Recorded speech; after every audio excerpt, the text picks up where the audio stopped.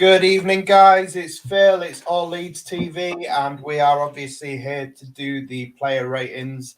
We're going to be going over everything that happened yesterday as Leeds were beaten 2-1 by Tottenham Hotspur at the Tottenham Hotspur Stadium.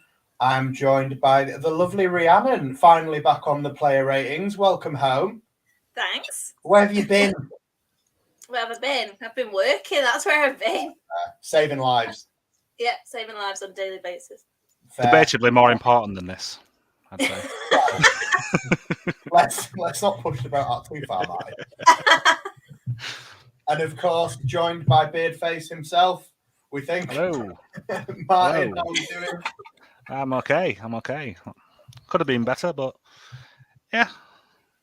Yeah, I think obviously we'll get straight on with that question. How are we both feeling about yesterday? I must admit, I'm still not angry. I mean, I'm generally with the overall performance, I am pleased. I think similar to the West Ham at home game, an hour was really good, and I think I just kind of feel like the best team lost. I don't know. Do you disagree, guys? We'll go Rhiannon first, and then Martin.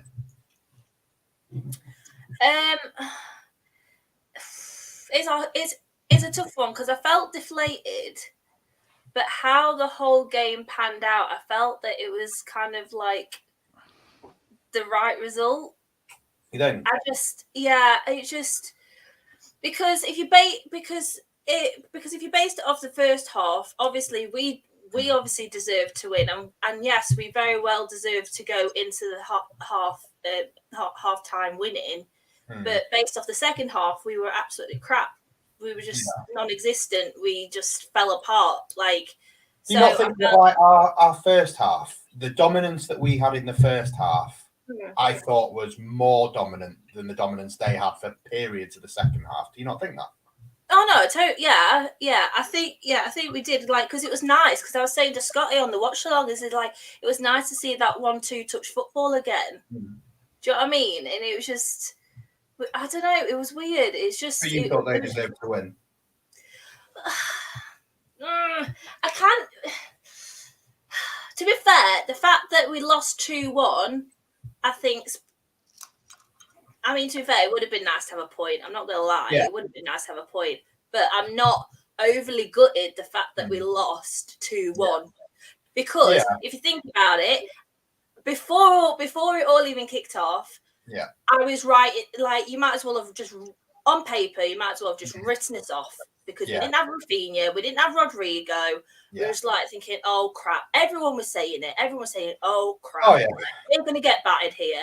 4-5-0 battered. Yeah.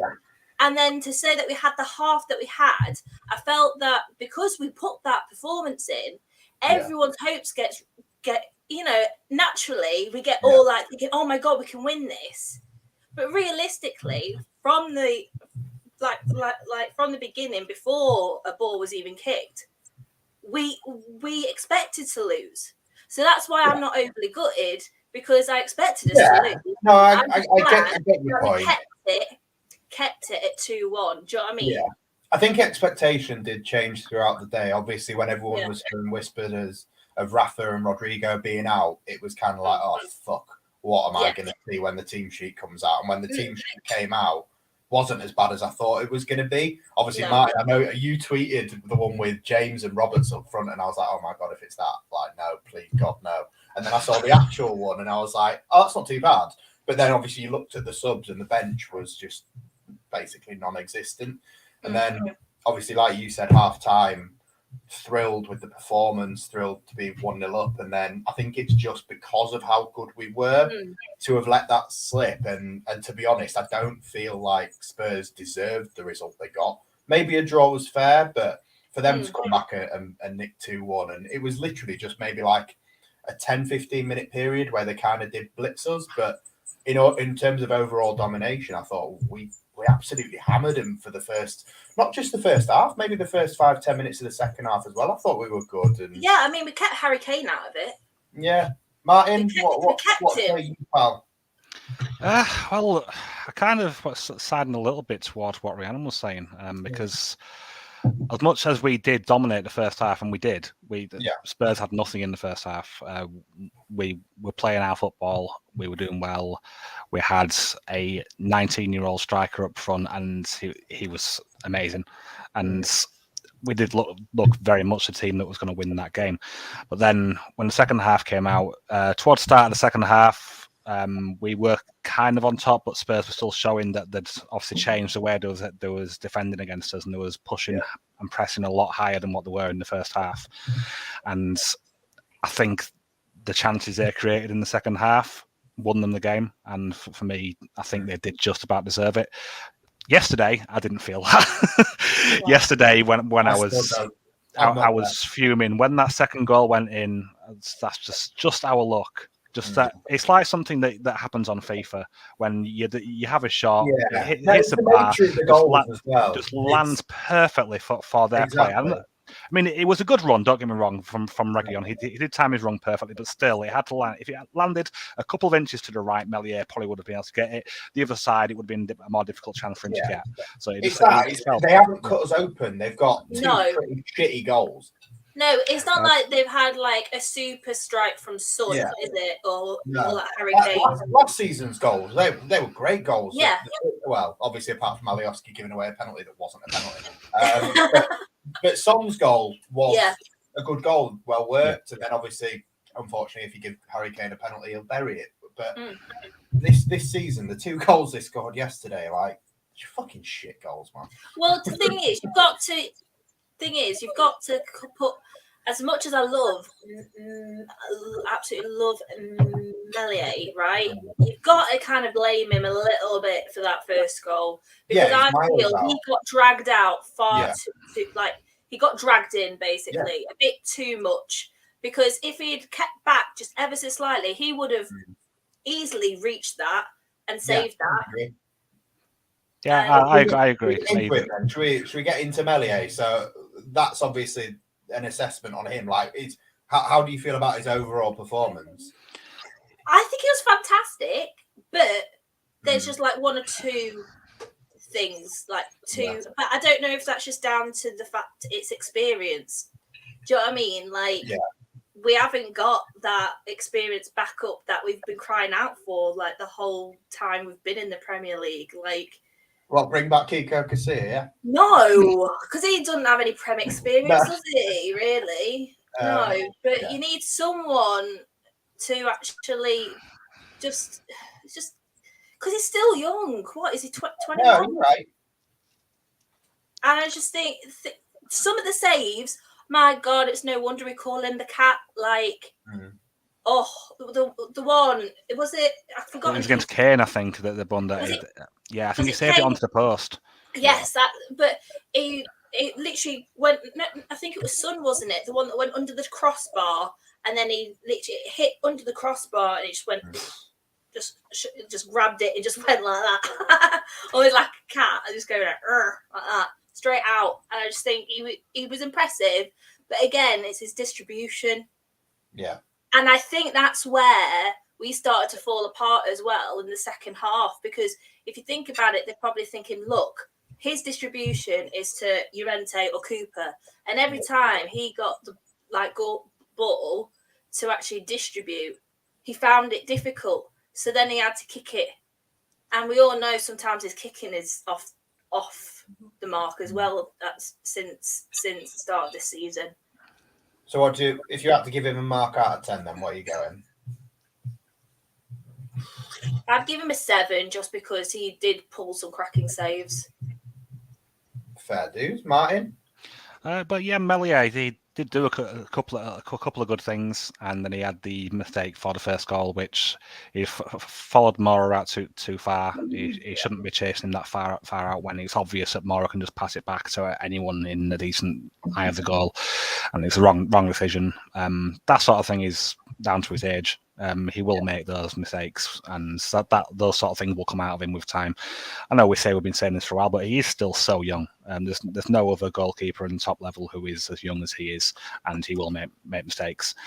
Yeah. His distribution in the second half was worse than what it was in the first, but that was mainly down to the way Spurs were pressing. They were pressing a lot higher than what they were in the first half, and they forced a lot of long balls from him, which didn't work. And I think that was part of their plan, was to force him to try to put it wide, and then they would also make sure they had someone marking the players who he'd likely to go wide to. And there was a bit of an aerial disadvantage on one side. You had who was it? Who was their right back? Emerson Royale. Emerson Royale was being marked by Harrison, and he had a couple of inches of height on him, so he was always going to win those aerial battles over Jack. So his distribution was bad because of that.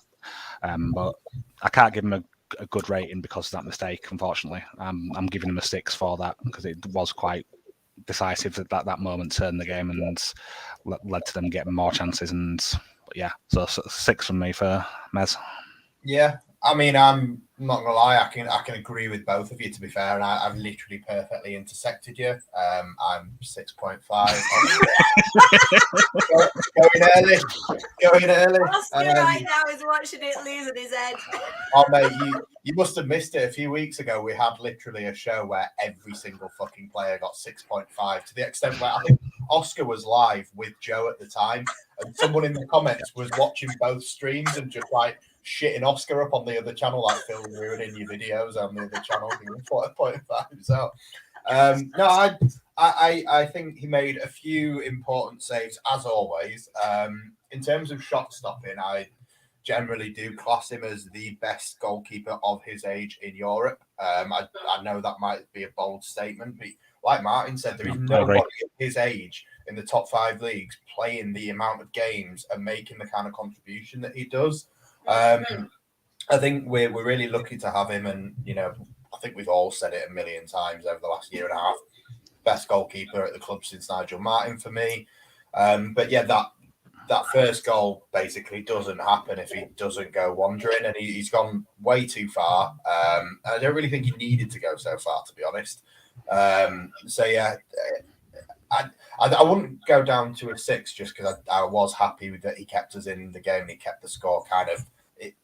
We could have been pegged back sooner, basically, and then obviously the result doesn't look the same. So I've gone 6.5. So we're going to go defense. I'll go from left to right. So obviously, I still don't know. Was it a back 4? I think it was a back 3.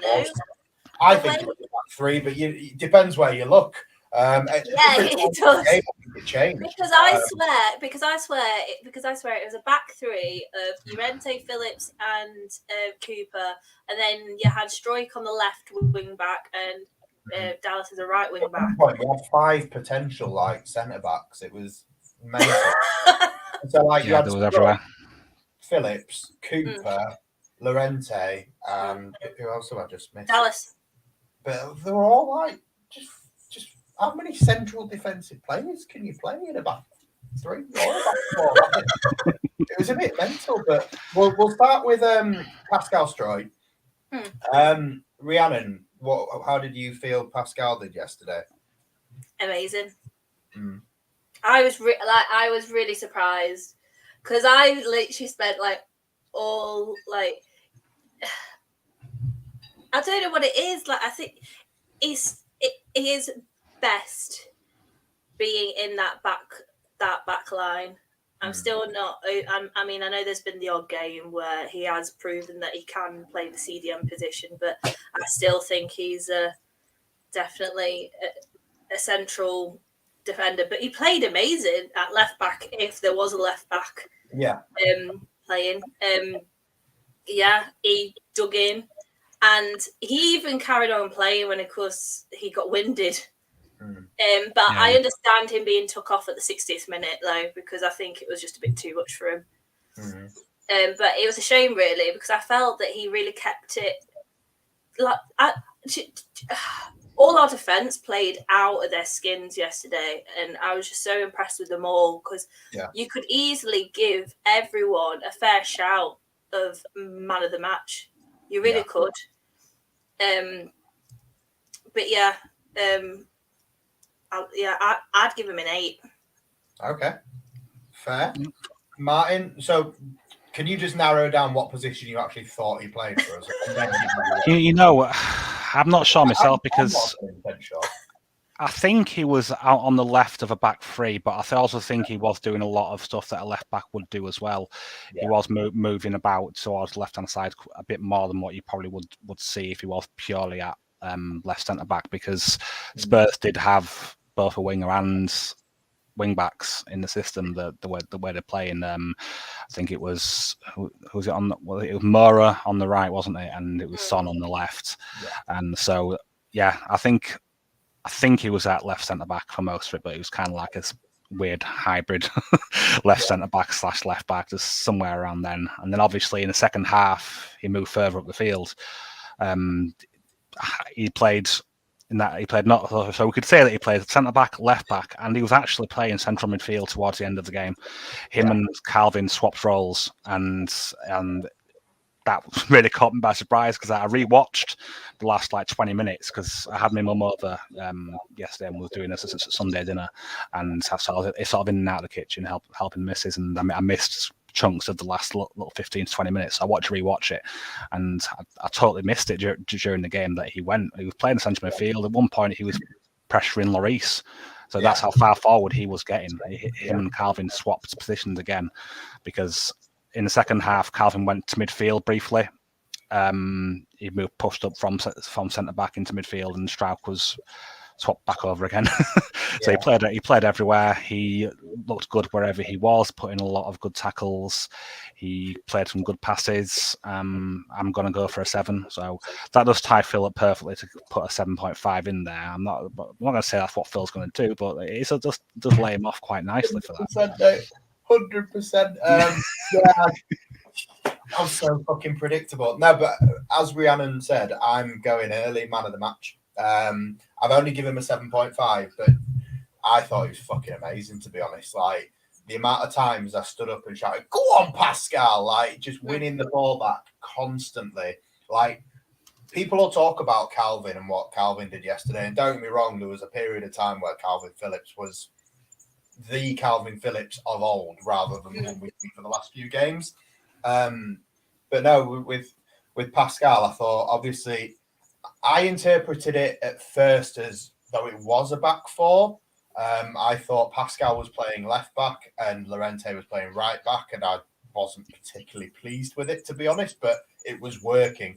That when I said there was 4 potential centre backs playing across the back four, and for some reason, that first half with them playing like that, I thought it was fantastic. And like you said, Martin, he popped up on the left, usually in their half, winning the ball back and in advanced positions.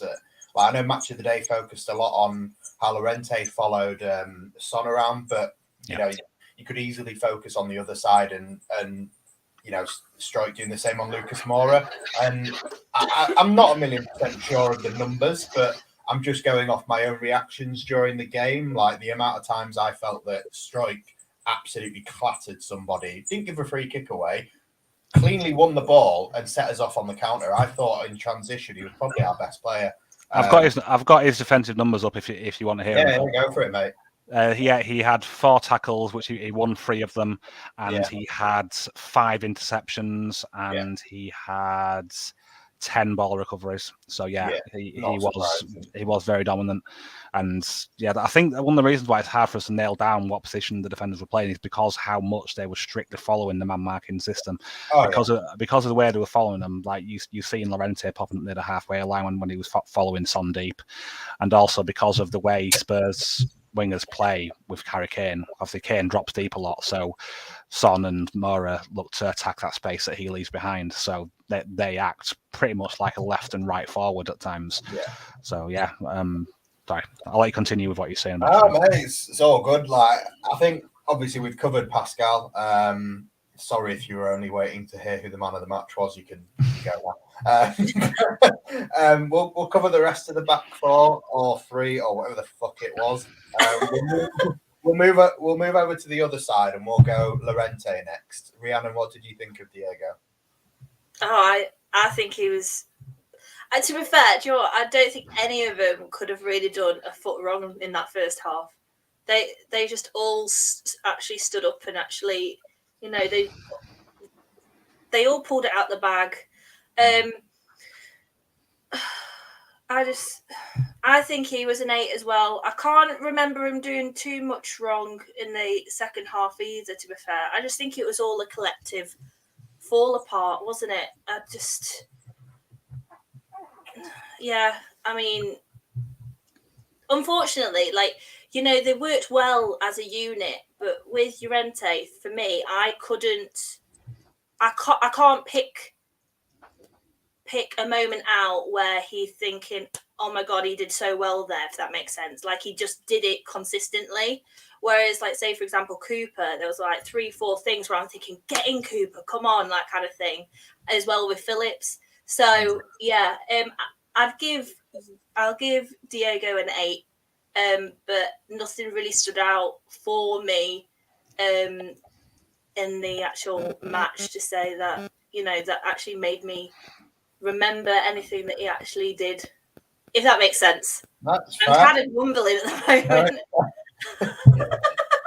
Martin, what do you think, mate? Llorente was the only one out of the centre backs who I think actually did make a couple of mistakes. Yeah. There was one in the first half where he tried to do a little roulette spin and failed and lost the ball, and it put us in danger. That's the good thing about Llorente, is that he does do good things like that. He can pull off a roulette spin every now and again, but he doesn't always time it in the best moments, and he gets he sort of. You see him it's on in like the 85th minute. Yeah, and then he passed the ball nowhere, didn't he? Yeah, he megged Son in like the 80th minute, and then he ran forward with the ball a bit, and then he passed the ball to no one. Yeah. So yeah, there's a couple of those moments from Llorente. I love the way Llorente plays, and that one way he tries to do a roulette spin, but just before it, he did a crunching tackle. So yeah. He got ahead of himself. He got excited. He just laid someone down, and then he saw, oh, I'm now Messi. I'm going to do this, and it didn't work. And yeah, so there's that moment, and where he said where he nutmegged Son, which was lovely to watch. But then he folded it up with a bad pass. Yeah. He's had such a weird combination of brilliance and Bambi-like inelegance with him, and I do love what he can do with his passing, but sometimes I do wish that he would go for a simpler ball.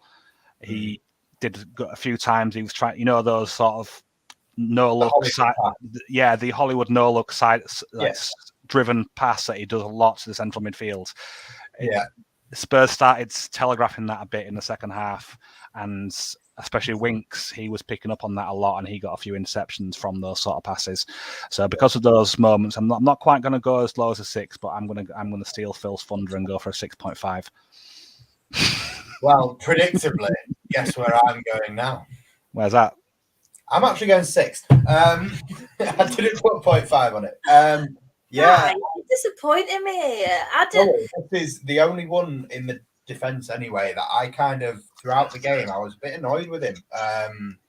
Defensively, okay, like the man marking job that obviously Match of the Day highlighted that he did on Son. Yeah, fantastic. But on the ball, he's got some of the kind of passes like we've spoken about where fingers crossed when we play Brighton or Brentford or Palace in the next 3 games, massive games, but you know, not quite the same caliber of opponent. Those are the kind of games where you expect him to shine, and the nutmegs and the fucking Maradonas that he wants to pull out, he can pull them out and he'll look world class. But if you pull out that kind of thing and you follow it up with a shit pass that gives the ball away in a dangerous area, and to me that happened a lot in the first half and the second half. In the first half, I had him as low as a 5, and that's when we were playing well. And in the second half, I mean, even to be honest, at the start of this show, I still had him at 5.5. I bumped him up to a 6 just because I saw you went 8 and loads of people in the comments went 7. I didn't want to get shouted at. But, yeah, I wasn't impressed. He backed out. Yeah, I pussied out 100%. Like, I'm not scared of admitting it. Yeah, I'll go 6 though. I may as well stick to it now. But I wasn't impressed with him yesterday. I think against teams like that quality-wise, we can't afford to just give the ball away for shitty, stupid reasons.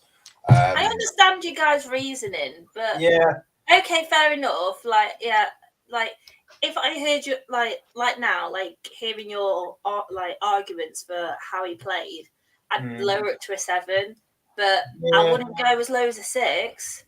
No. There's also the fact that the Højbjerg goal, Melié's well out of position, but again, they highlighted it on Match of the Day too, where they were just saying if he's actually thinking about what he could be doing, he could be closing that down. Because he's not really close enough to be man marking Son properly at that moment in time, and he's also not close enough to get out to the shot. He just kind of does neither. Yeah, but the thing is, though, right? Throughout that whole second half, you could say that about everyone. There was no press. There was literally everyone was giving Tottenham too much space, and it was frustrating the hell out of me. And I'm thinking, why isn't anyone getting in to make a bloody tackle? Everyone was just probably get to that run riot. Because I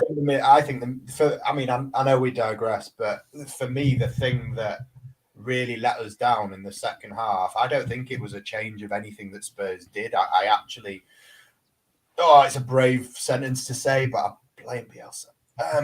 The substitution. No, I totally agree. It was a complete tactical. It's completely down. Look, we love him. 100%.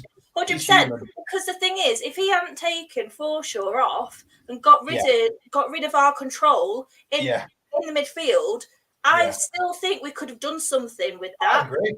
I don't want to ruin the player rating that we're going to get to, but for me, Matthäus 𝐁𝐃, when he went off, was probably our worst player on the pitch. But or at least that's how I had him rated. And then as soon as he went off, his rating shot up through the roof for me. So we'll get on to the midfield anyway. We'll get to the midfield. Let's with the running order. We'll go on to Liam Cooper next. Rhiannon, you rave about Liam Cooper, please. What does Scotty call him? The sweeper or something? The cleaner, or Cooper the cleaner? I dread to think what Scotty calls anyone. but he did. Oh my God! Especially in that first half, there must have been 3 or 4 times where he got us out of some really sticky situations. And this is what kind of winds me up about some. And I'm going to say some because it's not the whole. Do you know what I mean? I'm not going to tar everyone with the same brush. Yeah. Especially our Twitter fan base tends to get on Cooper's back, and there's I still think there's this criticized from yesterday. I still think there's this psychological agenda against him, because everyone used to call him League One Liam, so everyone's still tarring him with but he did that 5 seasons, 6 seasons, 7 seasons ago. So because I've just seen it now, I'm gonna say it. Come on, give the guy a break. He literally was one of our best players, and if I'm being honest, he was one of my man of the match. Yeah, he really was. Yeah, I agree. He played out of his skin. So what have you gone? 1 8. 8.5. 8.5. Go on. Oscar's gonna be turning in his grave. I did it on purpose to say 8.5. I don't think he watches anyway, because he's clearly nowhere near as pissed off as he should be when I next see him. So watching. Martin, what about you, mate? What have you gone for Coops? Coops was just classy as hell. He didn't put a foot wrong, didn't do anything which I can remember, which was something I would remember of what people would lambast Cooper for, and he did a great job. He was a free man out of the defence, so he didn't have an assigned man marker. So he was cleaning up the mess which others may have left behind at some point. If anyone got beaten by the man, he was there, and he was just doing a great job of the whole game. He had the second highest pass completion for the starting players. The only players who beat him were Adam Forshaw, which shouldn't surprise anyone with how good his passing is. And then the only other person who got 100% pass completion was Stuart McKinstry, but he did only play 2 passes. So, Cooper was good. He did the tidy stuff. He kept the ball moving around, and he did a great job. I'm going to give him an 8 because I can't fault him. He didn't do anything wrong in my opinion, and yeah, I love the guy. Mate, I'm there with you. I mean, I've gone a tiny bit lower than the pair of you, but the sentiment is still the same. I've 7.5, the same of what I've given Stroik. They were neck and neck for man of the match for me. Cooper, I just thought he was brilliant. And I don't know if you've listened to the Square Balls match ball yet, but I think they described the giving away of the free kick, a Cooperism. And for me, Lucas Moura's running full pelt towards our penalty area. The one thing I want Liam Cooper to do is fucking floor him. So look, let's be honest. The free kick, it's deflected and twats off a post into Lucky Land, and they've got a goal. Like, there's no way that you can pin that goal on Liam Cooper. People will try, but look, end of the day, I thought he was fantastic. And without two of our potential centre halves out of 5.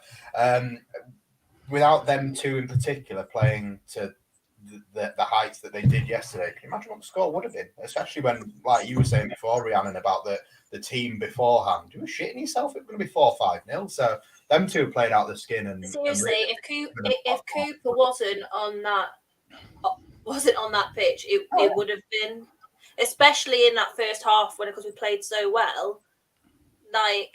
Because Cooper is part of the reason why we played so well, because we defended so well. Yeah. I think the next logical step would be to talk about Calvin Phillips then, wouldn't it? So yeah. While we're on the happy train, do you want to rave about the Yorkshire Pirlo being back to his best? In the first half, yeah. Okay. In the first half, yes. Because this is what I don't... Because this is, I don't know it, but like I say, I think you're right, Phil, in how you say. I think it was tactical how we fell apart. I think it was down to the substitutions.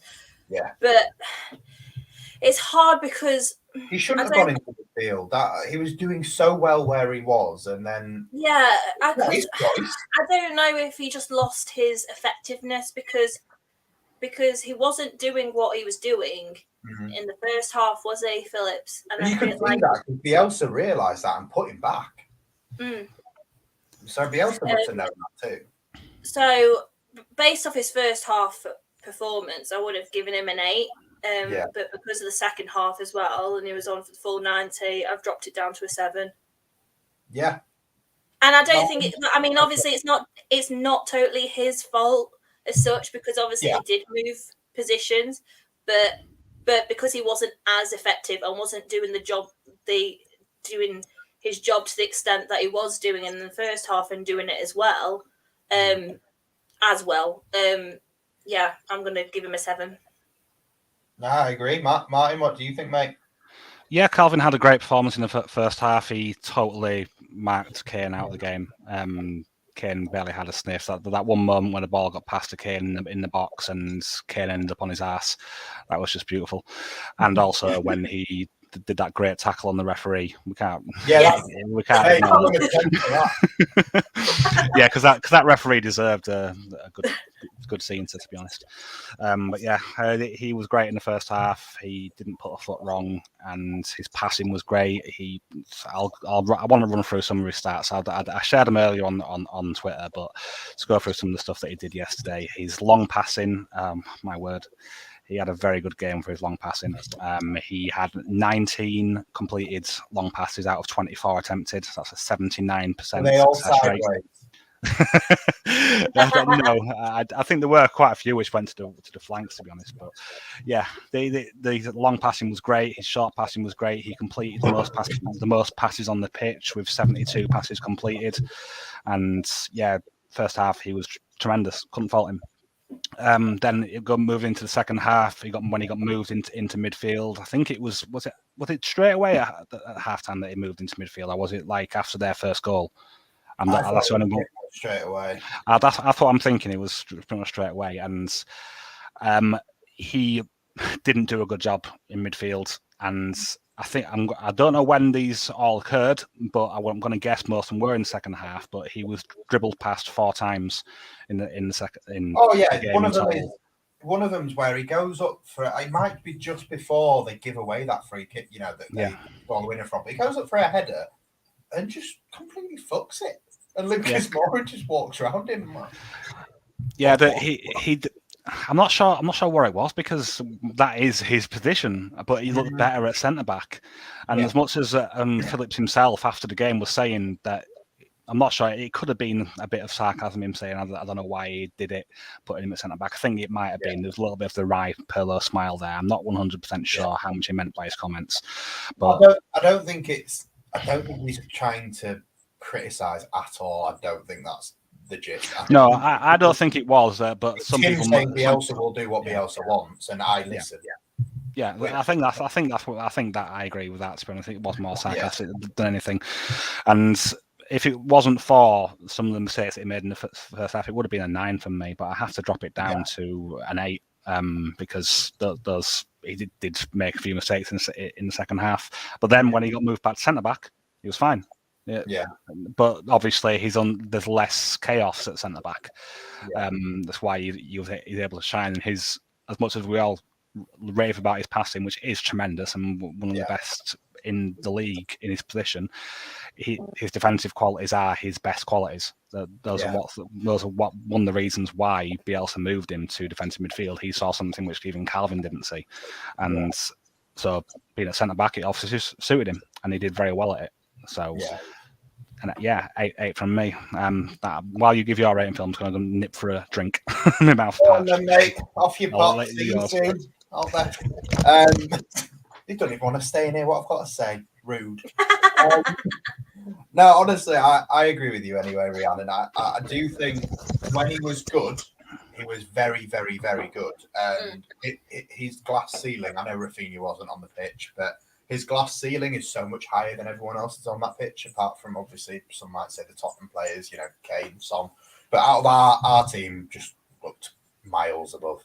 But yeah, like you said, not necessarily his fault getting shifted around when he was doing well where he was. Unfortunately, I've gone down to a 7. At times, he was level with Cooper and Struijk for me, and potentially even above them at times. But just. I don't really understand the changes, and I think that leads us really nicely on to midfield. I'm going to start with Adam Forshaw, just to sort of highlight what went on in the midfield and why perhaps it all went to shit. I personally had him, maybe I was underrating his performance while he was on, but the same as I said with Click, as soon as he was off, Jesus Christ, I just started bumping him up. What did you think? With Forshaw, I think he's got that mentality, hasn't he? He's got that fighting mentality. He's been out for 2 years. Everyone was worried. Everyone was getting excited. The fact that he was coming back, and everyone was worried, thinking, "Oh, is he going to make it? This is the Prem. It's a completely different level of Championship." Even though he has had some Prem experience, hasn't he, with Middlesbrough? Yeah. So I just think when we thought the whole of last season, when we thought, oh, KP's out, crap, all our midfield's going to go to pot. That's how I feel about Forshaw now. That's how I feel. That's how much of an anchor he is in midfield. There seems to be a calmness when he's in midfield. Like, he is definitely a leader in midfield, and he seems to take the reins just against Leicester, even against Tottenham. I don't know what it is. He just manages just to bring the ball down and then just distribute it. Really he's calm. And he controls it. So like, if he feels like the tempo needs to increase, he will dish it out quickly. He will get us moving. If we need to slow down, he will literally take the ball, keep it calm, and just try and keep everyone. I just think he's just amazing, and I'd give him the same as Cooper. He's just up there. It was between them two, Cooper and Forshaw, as my man of the match. Fair. For me, it's the tactical fluidity that he offers us as well. Like, you've got, we usually start with a single pivot, but the idea that we can mid-match sort of switch from a single pivot to a double pivot and revert back constantly. I just think he offers us something that, no disrespect to Click and Dallas when they played that role last season, they just don't give us that. And Shaq, same. Like, to have the two of them together is really, I think, picked up the performances. Obviously, up until maybe the Leicester game, we'd all moaned that we haven't seen 90 minutes of an actual performance yet. And perhaps, I know it's only a game and a half, but in the last two games, I've seen proper performances, Bielsa ball performances. And I think Forshaw is such a big part of that. Martin, what do you think? Do you think we owe a lot to having Radrizzani's favourite player back? Adam Forshaw, heart. Yeah, I can't be effused enough about him. I'm just so happy for him. I know I said this after the last game, that how amazing he looks since his return, but it's just so true. He's been out for so long, and now he's just come back, and he's everything I thought he was going to be if he was going to get back. Yeah, he's just, well, he's a baller. He's a total baller. What we missed with him gone for so long is unbelievable. Yeah, because that's the midfield we were crying out for, wasn't it? That's the type of midfielder we were crying out for so long. The Mateus Click is on the bench and Adam Forshaw starting games. You wouldn't have said that at the start of the season. No, definitely not. And I believe you lost a bet over it, didn't you, Phil? I did. I bet James that played the charity game, Rhiannon, and he showed me a few weeks ago when we went to the Everton game. First game of the season, I said to him, I didn't think Adam Forshaw would start a Premier League game before Christmas. Obviously, he started a cup game, and I was like, oh, fuck, I might be in trouble here. And then, obviously, now I owe him. I think it's a pint or a tenner. I'm not sure which, but I'm hoping it's just a pint. Just a pint. What's a pint between friends, eh? Yeah. Exactly. He's well worth losing that bet, to be honest. Yeah. His stats wise, like I said previously, he had the best pass completion for any of the starting players. He attempted 49 passes and completed 46 of them. That's a 93% success rate, which is a very rare thing to see in central midfield.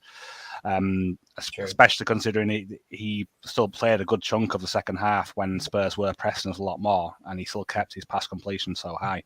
He's the midfielder who is the in-between between Calvin Phillips and our more attacking midfielders like Click and Rodrigo, and no one else can do what he does. It's just the simple things, passing the ball around to the left, to the right, spraying long balls. That's another thing which he did well yesterday, was his long ball delivery. I was happy with Calvin's. He had a 79% long ball accuracy. Adam Forshaw had a 91.7% accuracy. He completed 11 out of 12 long balls. That's just ridiculous. He was my man of the match.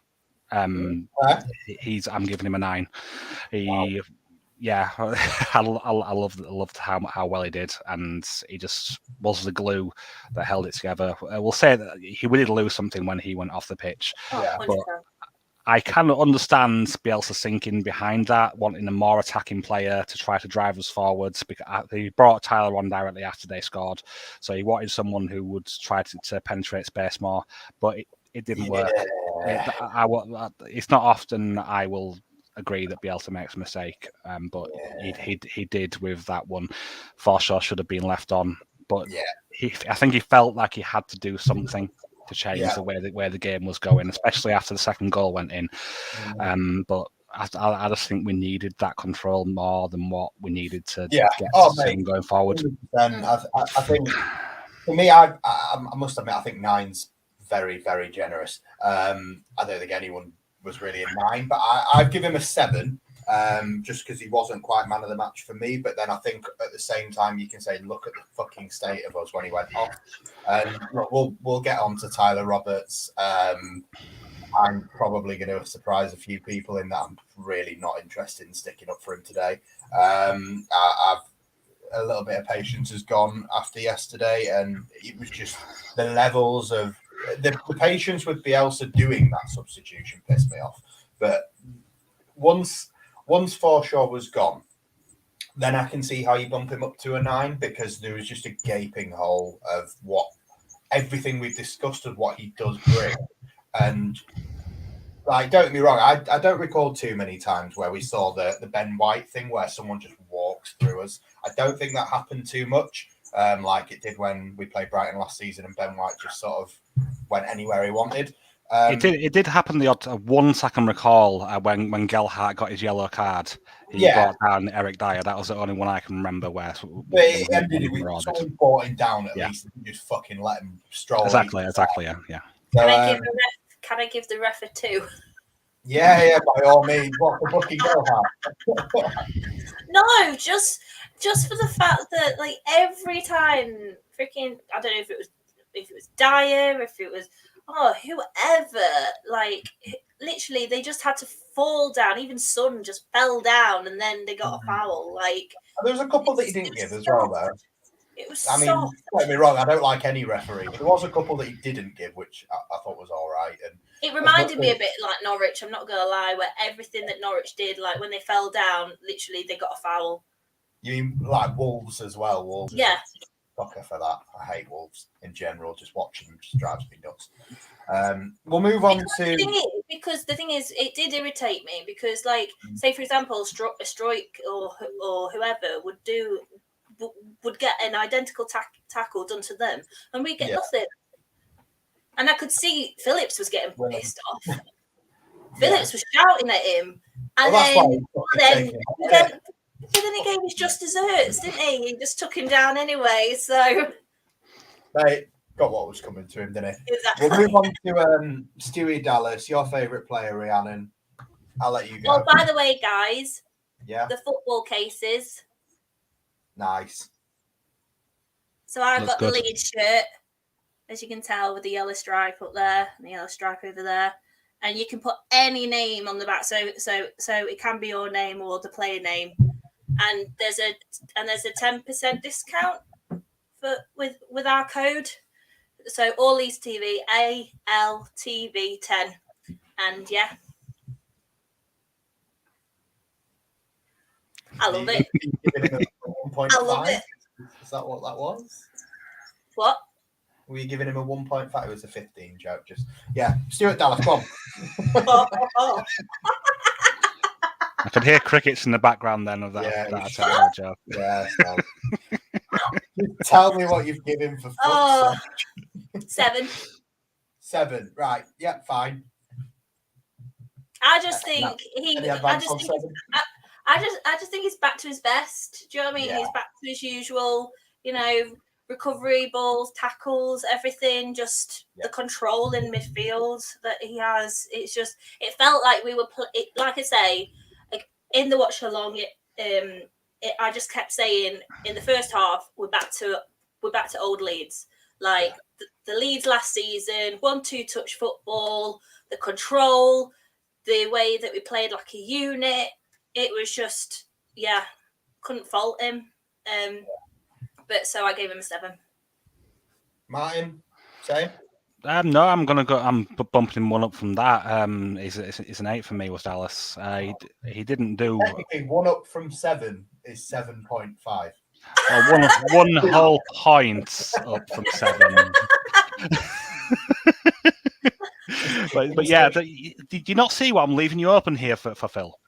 Well, you wasted your time. I haven't done it this time, mate.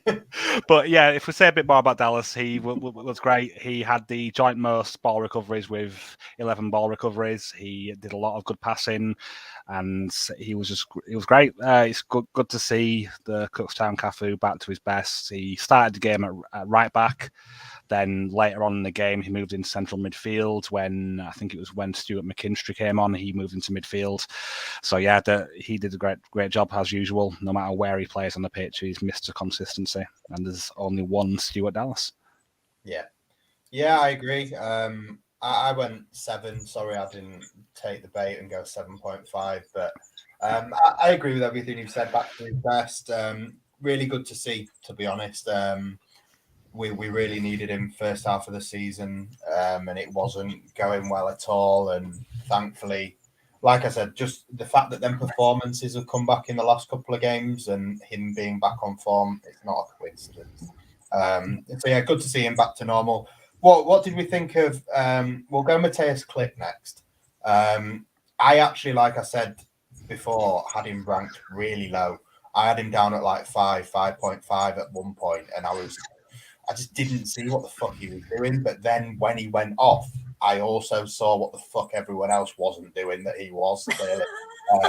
So, what did you think, Rhiannon? Did you think he was okay, or did you? Yeah, I actually did. I thought I actually saw glimpses of what we've missed, like like the way that he played last season.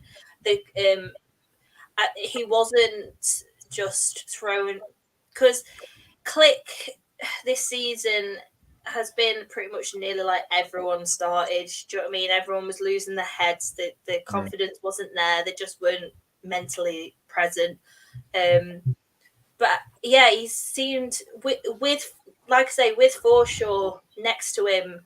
Yeah, it felt like he'd had more confidence in himself. And much more calmer, and his concentration was there, and he wasn't giving away random loose balls. You know, there weren't as many missed passes as probably what he had in previous games. See, I thought there was. That's why I had him really low. Like, I thought the giving the ball away thing, I thought it did, but I don't know. Maybe it's different. I just felt that when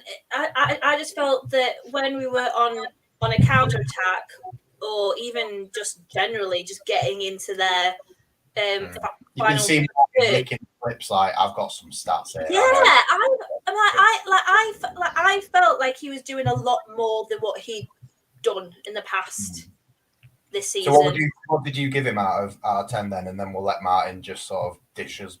He'll kill one of us with a stat. I'm not sure who it's going to be. Do you know what? I would have put him as a 7. Right. Okay. Yeah, I'm going the same as Rhiannon's rating anyway. So getting killed here. Go on. 7.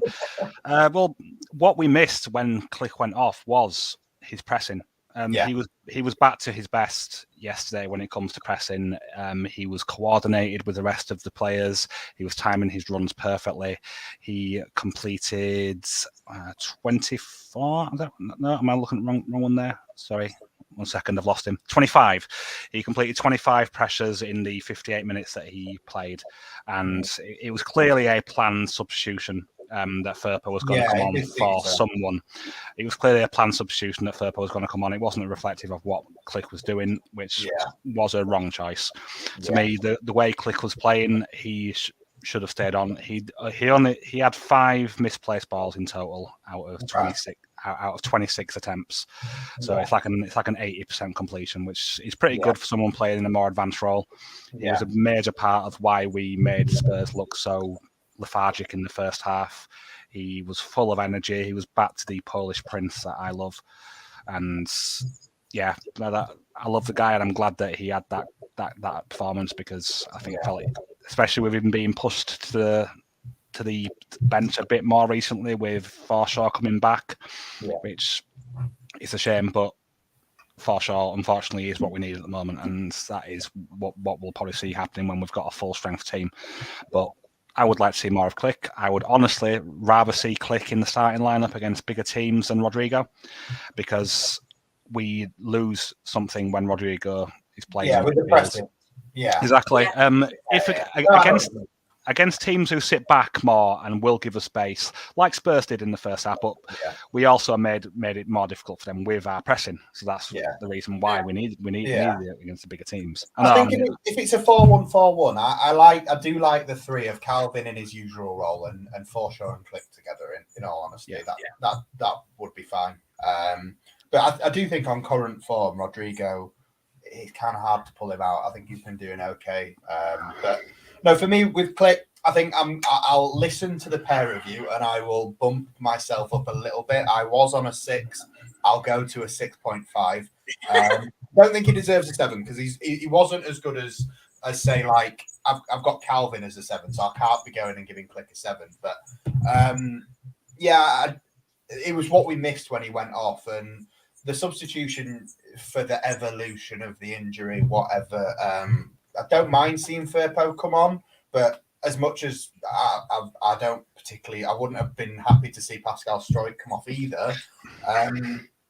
Bring off a left back for a left back, or whoever was playing at left back. Like, why the square pegs and round hole thing all the fucking time? Like, And I love Bielsa, and I understand he wants people that can play in numerous positions, and it's about shifting around, and it's fine. And I love that about him, but that substitution killed the game. And then doing the Forshaw one after as well killed the game at twice as much. And then even towards the end, like, we'll get on to Gelhardt in a minute, but taking Gelhardt off with 3 minutes to go, what's the fucking point? Just keep him on.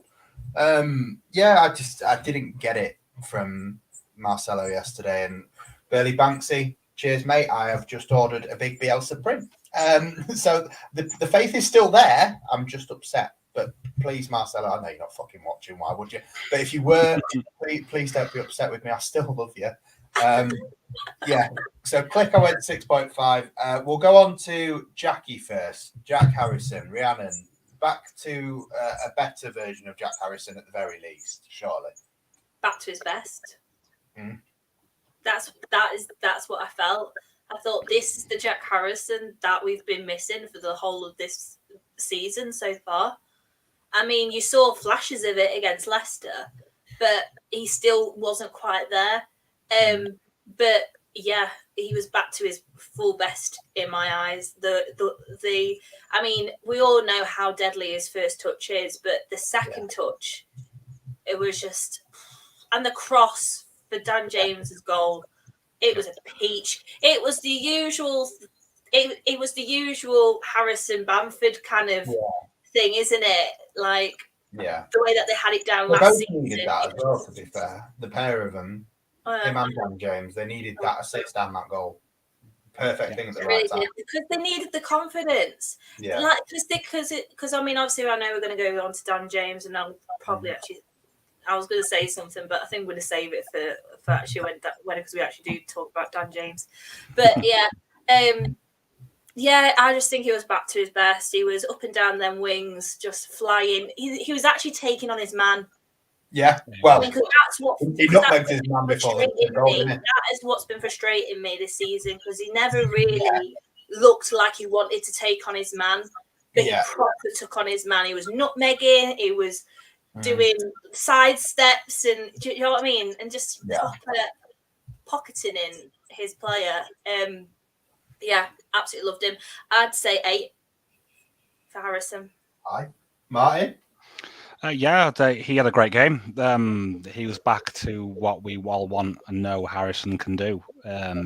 He was full of energy.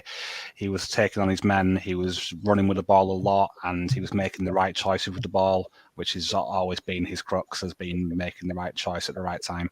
And I thought he had a great game. I'll throw some stats at you from him, like I do love to do. We've got, I think he had 4 progressive carries, and he had 2 dribbles, 1 nutmeg, although it doesn't show on the stats as a nutmeg, so I'm guessing it must have clipped Emerson's legs as it went through, so they haven't counted it as one, which is annoying. But we know he got it, and the cross was just inch perfect. He knew where James was going to run to, and the run from James was superb, and it was a great confidence booster for Harrison. He had a great game, and it wasn't 8 for me. He was not only good going forward, good at his defensive work, and I'm so happy that he's back. That I'm hoping he can continue this on now and use that as a rod to improve his performances. Yeah. I'm gonna have to reassess again. You're both making me bump up. So this isn't. So as always, I am very much like.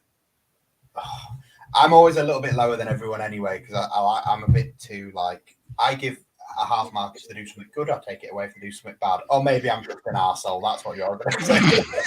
You're just very critical, isn't it? You're just more critical, I think, than perhaps.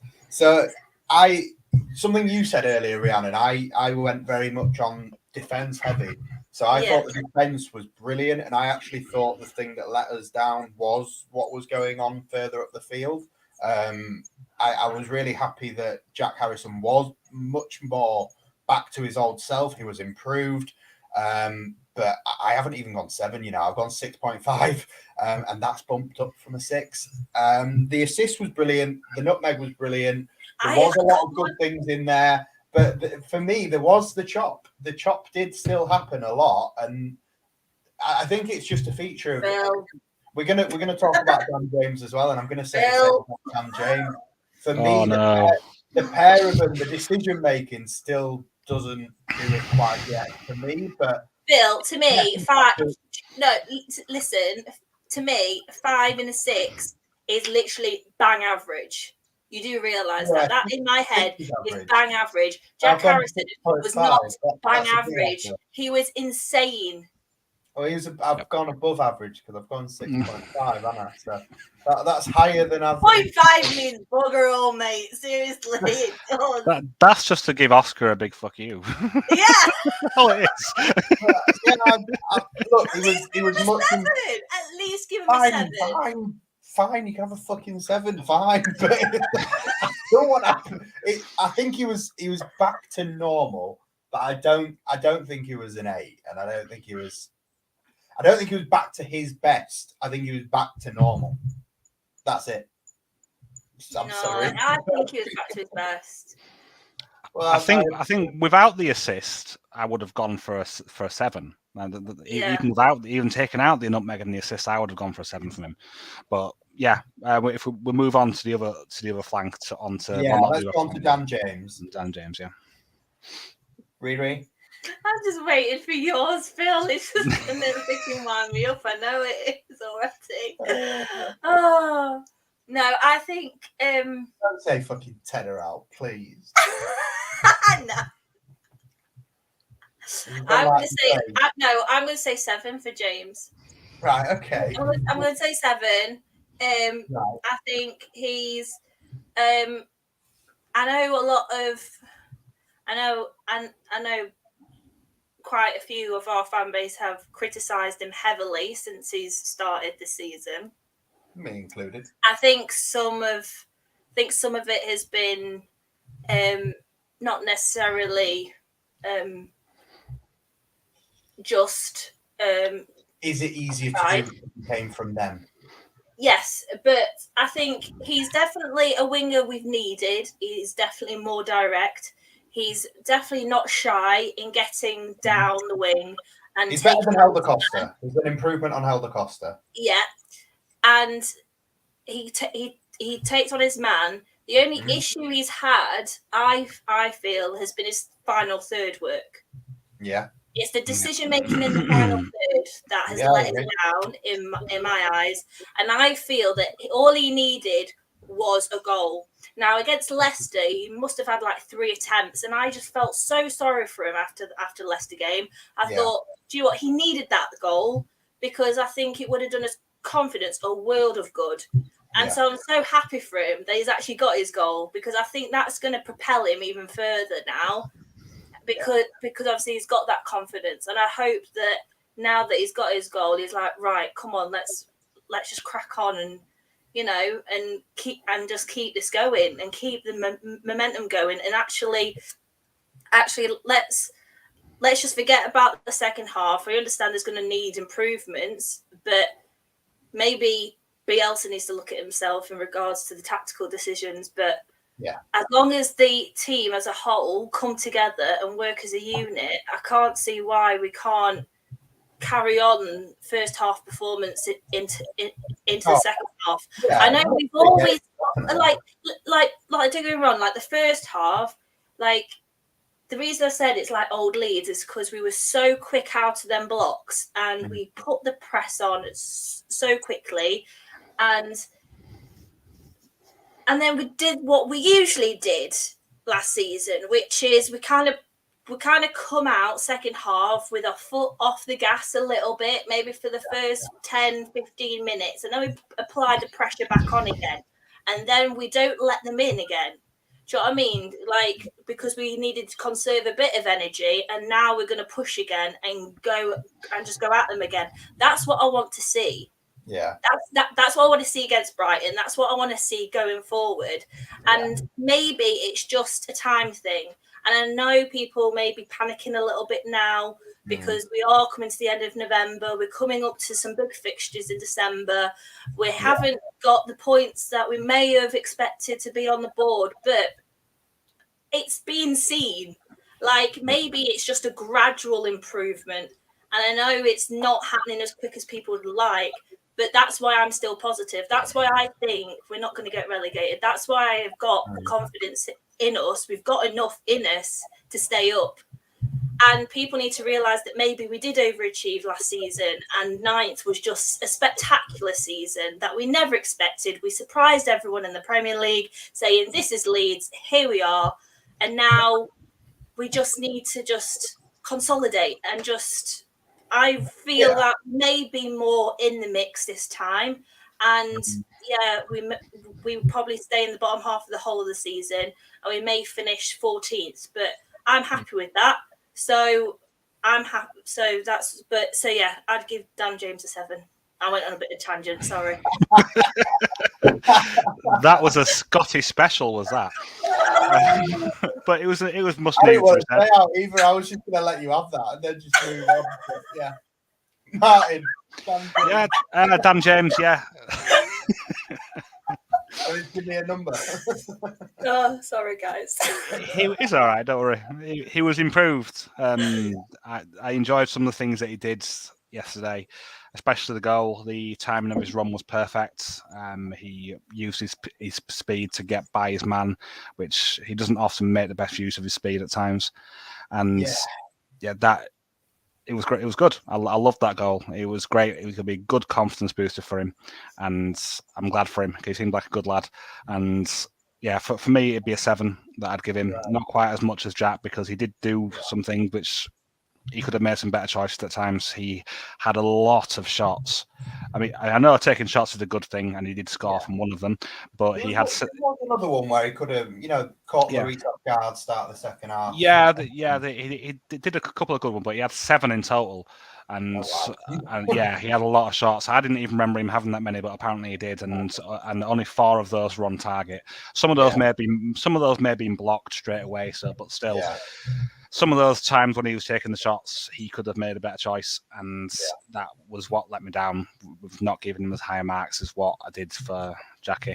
But when I did rewatch the last 20 minutes, like I said earlier, I did see him do some good stuff there as well. He did make some good choices, but also some bad ones. So it's a step in the right direction from Dan, and I hope he continues it on into the next game. Yeah. I think you both basically said everything I could say. The only things I can really pick out of it to just say again, improved. The goal will give him confidence, but there are still some issues with decision making in the final third. That's it. I've gone 6.5, so I'm not that far off from either of you. So I don't feel like I'm going to get told off this time. No, you're okay with that. You're okay with that. Right, good. Sorry. I'm apologising for having a fucking opinion. But anyway, sorry, it's over an hour. We're getting sassy now. 𝐁𝐋𝐀𝐂𝐊. Should we try and... I don't think there's too much to... Martin's going to have a fuckload of stats on this, but I don't think there's too much to say on 𝐁𝐋𝐀𝐂𝐊, is there? No, I just think he played really well. I don't think there was anything spectacular that stood out to me. I think he played really well. I just thought he just played his normal best. Do you know what I mean? Like Walker's we saw against Wolves, he brought it through to the Tottenham game. He started off really well. He showed that he can play at this level against a top 6 team, can mix it with the best. I'd give him a 6. Martin? I know that may seem a bit harsh, but he didn't really do anything spectacular in my eyes, so... Not at all. Makes me feel better. No, I loved what 𝐁𝐂𝐃 did. To the confidence that lad has to go to a stadium as big as that and do some of the things that he was attempting to do is just phenomenal. He's going to be some player. He's going to be our number 9 within the next couple of seasons. I don't doubt that. He's definitely got that sort of progression on him. He's a Premier League striker in the making. He came close to scoring a couple of times. He nearly caught Lloris off guard, but Lloris, the top class goalkeeper, his positioning is superb, and he could have scored one of those efforts. I'm bumping it up to a 7. I'm bumping him up to a 7 because I totally forgot about his chance that went wide. He was very close. He Yeah, had it was four. very close. He had 4 shots in total, 2 of them on target, and he could have scored with a couple of those. And on top of that, his movement with the ball was superb. He had the most take-ons on the pitch. He equaled Son Heung-min. I mean, what can you say about that? He had 4 take-ons completed in the game, which was the most on the pitch, joint with Son. And that is just superb work for a 19-year-old playing his first start in the league. I can't rave much about him. And on top of the work that he did while on the ball, his off-the-ball work was tremendous. This is one which may surprise you. He had the joint most ball recoveries in the side. He had 11 ball recoveries, which matched Stuart Dallas, exceeded Pascal Struijk and Calvin Phillips. Just tremendous work from a young lad who has got such an engine on him. You saw it was such the comments from Jamie Carragher. I know he's always going to stick up for a Scouse, isn't he? But yeah, he caught everyone's eye. He had a lot of touches inside the box. I can't remember the exact stat, but he has had the most touches in the box of someone his age this season. So a small sample size, but it is doing so well in the time that he has had on the pitch so far. And I think it was a mistake to take him off when he did. On top of those, he was fouled 3 times. So if he wasn't fouled those 3 times, those would have been 3 more take-ons, in my opinion. But maybe not all of them, but at least 1 or 2 of them could have been. So he gets a 7.5 from me. Fair. I would agree with everything both of you have said.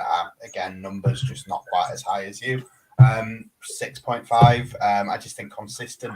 And he's building a consistent role in a Premier League starting 11. And obviously, we'll get on to Tyler Roberts, and I don't want to do too much of it because it's not going to be positive, let's be honest. But I thought what happened the day before, was it the day before with the under-23s? The fact that Tyler was starting that game and 𝐃𝐈𝐒 was obviously being saved for the first team just showed like the pecking order's changed so much. Tyler's basically not on it anymore, realistically. When everybody's fit, Tyler, I don't think, makes the bench anymore. If we've got Bamford, Rodrigo, Rafinha, Ayling, all of them back on the bench. Yeah, Shackleton, Robin Koch. I just don't think Tyler Roberts makes the bench anymore. And that is basically because Joe 𝐃𝐈𝐒 has taken that spot now. And fair play to him, man. Like, he is fucking quality. He's going to be so good. Like 6.5, I don't think it's harsh. I just think he wasn't one of the better players on the pitch, but he definitely didn't do anything wrong. He was great. He was fine. Solid performance. We'll get on to the subs. I don't honestly think there's any point talking about Stuart McKinstry unless you really desperately want to say anything on it. No, he played for 2 minutes. I don't think it's fair to give him a rating when he's only spent 3 minutes. So yeah, I don't think it's fair. It's not enough time to actually give a thorough evaluation of what he's actually done. But we will obviously touch on the other 2, and we've already spoken about what happened when the subs were made. And look, it's not those 2 players' fault. They were brought on when they were possibly the wrong choice. But what did you make of Junior Firpo when he came on, Rhiannon? Meh. And that's a bit harsh, but it is what it is. Yeah, it is what it is. Like, I feel there's a lot more in his locker. I mean, he didn't play for. I mean, he wasn't on Barcelona's books for nothing. Let's be honest. Yep. Like, you know, there's got to be something there. I just still think there's some more bedding in time. And don't forget, like when we signed Rafinha last season, we didn't see him for 3 months. But as soon as we signed Firpo, because we've lost our left back our wannabe left back, as you can say it, in Alioski, he all of a sudden has been expected to play, and I feel the criticism, some of it is fair, but some of it is harsh, and especially when, like, you're saying he's like shit. I mean, he can't. He's probably not shit, and he's exactly. He's going to be the first choice left back at the club for a few years, whether we like it or not. So.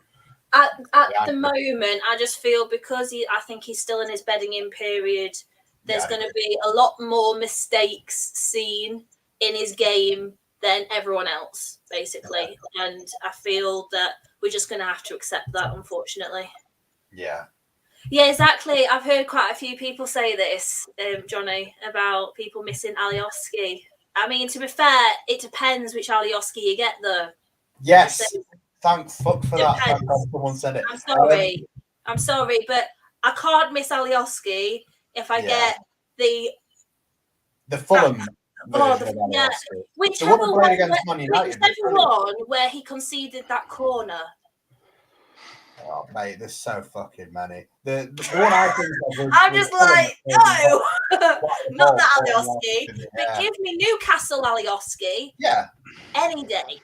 Yeah. 5-2 Newcastle, you know, the 5-2 one at Ellen Road against Newcastle. He was on fire. Give me West Brom Alioski. West Brom Alioski. Yeah. Like, yeah. Great. Fulham Alioski. Yeah. I think Tottenham last year as well, actually. Tottenham, he was good, apart from people will say that the first time we played him, won the penalty. But the big games, he turned up and he was good. I think the difference between the two of them is Alioski knew Bielsa's system for a very long time, and Junior Firpo doesn't yet. That's it. I think if we would have kept Alioski and he was on our bench right now, fucking brilliant. It would be good to still have him, but look, he's not here. End of. Junior Firpo is, so we're going to have to persist with him. And I think in the end, I think the glass ceiling is higher for Junior Firpo than it ever could be for Alioski. I mean, I don't want to be harsh. My missus obviously is sat right there and she fucking loves him. I think that's probably more about the way he looks than his footballing ability. I might be wrong. Yeah, for me, I think Firpo yesterday, Martin, would you go any higher than a 5? No, maybe I'd push to a 6. That would be, but so he did one random thing, which was I think when he went for a backheel pass at one point, which he shouldn't have gone for, and that's the only thing I can think of that he did wrong. He did have some good link-up play with Harrison on the wide, and we shouldn't forget that he is still returning from injury, so he's not at 100%. That's why he didn't start, and you can see why he didn't, because he's not quite there yet. But yeah, he didn't play for too long, and yeah, he most of his passing was good. He had one pass completed into the penalty area, which is a positive. But yeah, not too much else to say about Firpo. What I miss about us not having Alioski, since you two have both talked about him, I wanted to, because I do like Alioski, was his reliability. That he was never injured. I don't think. Yeah, no, that's fair shout. That's the one thing that we'll always miss about him is he was always fit, and it meant that we didn't have to move Dallas out of midfield because he was there. I remember him getting taken off too many times before the 90 minutes as well. The engine on him is unmatched, and that's one thing that I don't think Firpo will ever quite make. The engine that Alioski had, because that was a natural thing. That's not the sort of thing you can't coach that into someone he could keep going. Yeah, well, it's because he's got a bit of a lighter frame as well to him, so he was always going to have that bit more energy to him, and that's what we do miss. But I think long-term, Firpo will be a better player than him in our system.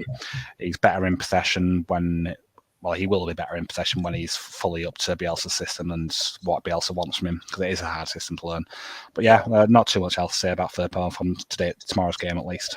Yeah, and I'm going to set a time limit of a maximum of 10 minutes on this. And I'm not going to give a number, in all honesty. I'm not. But Tyler Roberts, I've tried to have a lot of patience, and I think Chris Kelly genuinely fucking hates me because I defend Tyler Roberts, and Chris Kelly has been very much in the ship him out club, and I've tried, and I thought yesterday was really hard to defend. Like, he came on, and like I said before, it's not the substitute's fault that they were brought on and it was the wrong decision. But equally, when you come on the pitch, whether you were put on there out of choice or whether it was the right choice or not, just the amount of times now, and it's not just yesterday, it's not just this season, people will go back, but I don't mind him shooting and hitting the fucking south stand. That doesn't bother me. Your job is to shoot. I don't mind shoot or you can. The thing that's starting to grate on me now, and I have been hold off a lot for defending him too much, is when there's a throw-in and it's near the corner flag, and this happened in the 92nd minute yesterday, and I think it was maybe Stroik or Dallas. Someone threw it in, and it was just a simple knockback to the person that took the throw in. I remember that. And that happens so often. And like, look, people will say, "Oh, he'll run like a headless chicken into nowhere," and he's got the decision. Yeah, but saying that, Phil, sorry to interrupt, but saying that, I remember Stroik, I think, doing a throw in, and I think it was Stroik. I can't remember who it was, but they did a throw in, and then there was Firpo did the same thing where it came off his shin and it went straight out. Like there was no control over it whatsoever. Yeah, mate, they both looked shaky as fuck when they came on, but I thought you know what? I've sort of accepted it. Like I've accepted the fact that I can see the potential that Bielsa probably sees in him. That there is a player there, but it's just not happening. Not in the Leeds camp anyway. It's not happening in training. It's not whatever Bielsa's trying to do. He's not grasping it. That's what I feel. I've accepted the fact that he just can't grasp it. Like like when I saw him play in the game yesterday, I thought the way he turned players. I thought, yes, Roberts, come on, do something with that ball. Oh, yeah, we're all willing him to do well. The final third, and it's like his head just goes, and he can't make a decision for the life of him. And so he shoots when he shouldn't shoot, but when he passes and when he is when he should have shot, it's always the wrong decision. Yeah. And that's what frustrates me about Roberts. But I've accepted the fact that that's just the way Roberts is, and. I think he needs energy. I think seeing him start that game in the under-23s the other day is kind of where I see him now. And I think if he wants to get first-team football, then going out on loan it maybe isn't the worst option. I've always kind of fought his corner for staying here and it being the best thing for him. But I think the more our squad isn't staying fit, so the more the injuries we pick up left, right and centre, he's always going to be on the bench. He's always going to have to come on at 60, 70 minutes and make fuck all impact and have that every time he strips off. And it's not fair on him. And no, it's not. I think give him a run of games in the under-23s if you can. But at the moment, we've got no fucking players. So he's always on the bench and he's always the only option to come on and it's not working. I would have rather have seen Sam Greenwood come on. I'd rather see Stuart McKinstry come on earlier. Liam McCarron, like literally... The bench yesterday just screamed no depth to me. Yeah. And just, I think for his confidence, just call it a day now. Under-23s football only. Even if it's just temporary, but just for a little while, give him a break, man. Because like most people have tried, I've tried sticking up for him, and I'm struggling now. Martin, am I being mean? Well, no, I can see some of the points what you're saying, and I can understand the frustration. He did when I've rewatched. I've rewatched the, like I said, without emotion, rewatched the last 20 minutes of the game, and he did that one thing with a throw in, which you could comment on, which was passed it out of play, which that was just unfortunate. It didn't help his chances. It's an unfortunate thing that happens. Most games. No, see, I don't think I don't think that particular thing happens as much as you're making out. I feel like it happens pretty much every game when he comes on as a sub, and it's always in stoppage time. Always. The subs that obviously we didn't have any bench yesterday. He was the most senior player on the bench besides Firpo, who also came on. Roberts tried very hard yesterday. I felt when I rewatched the game. If you just go on to yourself, go on LUTV, you can watch them for free. Watch the final 20 minutes and watch how hard he was trying. He was only on the pitch for about 20 minutes, and how much effort he went through in that 20 minutes.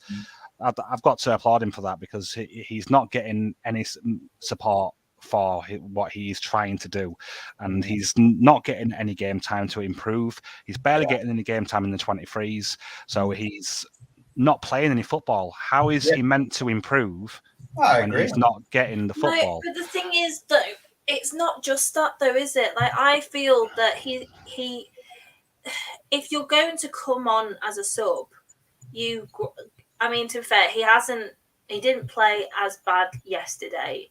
Like I said, the way he turned some of them players was the kind of Roberts that's the kind of stuff you want to see from Roberts. Like I say, it's his final third decision. I'm just thinking, you've had last season where you've come on as a substitution, even a starter. He's just, to me, in my eyes, he's not grabbing the opportunity that's been given to him. He's not. I don't know. He just doesn't seem to be showing the best of him when he's been given that opportunity. I mean, I know. I mean, obviously, you're going to have some players in there like Ayling and stuff like that. That unfortunately, because they, and I don't mean to say unfortunately as in unfortunately, but say for example, you had Ayling and Shackleton was not injured and he was playing out of his skin. That Shackleton would actually come out and actually go, and Ayling would go back in. You've got some players that are comfortable enough to know that as soon as they're not injured, they're going to go straight back in. Now, whereas Roberts can't really afford that. Like, as soon as someone goes injured and he gets that opportunity, he needs to grab that freaking bull by the horns and freaking show why he deserves to be playing minutes and deserves to be playing in that team. And he didn't show it last season, and he isn't showing it again.